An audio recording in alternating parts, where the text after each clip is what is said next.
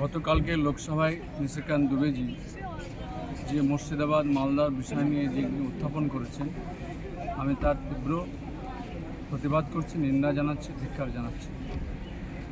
প্রকৃত ঘটনার কথা তিনি বলতে পারেননি।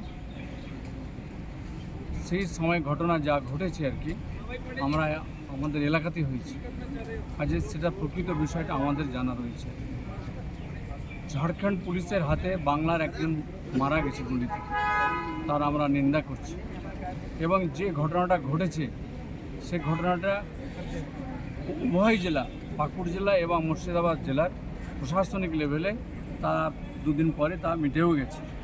কিন্তু যে ষড়যন্ত্র নিশিকান্ত দুবেজি বা বিজেপি করছে আর কি, বাংলার মানুষ তা মেনে নেবেন না। আমাদের সঙ্গে রয়েছেন আমাদের নেত্রী মমতা ব্যানার্জি, অভিষেক ব্যানার্জি রয়েছেন। আমরা বাংলায় সম্প্রীতি ভ্রাতৃত্বকে যেভাবে বজায় রেখে আমরা চলতেছি, আগামী দিনেও আমরা বজায় রেখে সেটা চলব।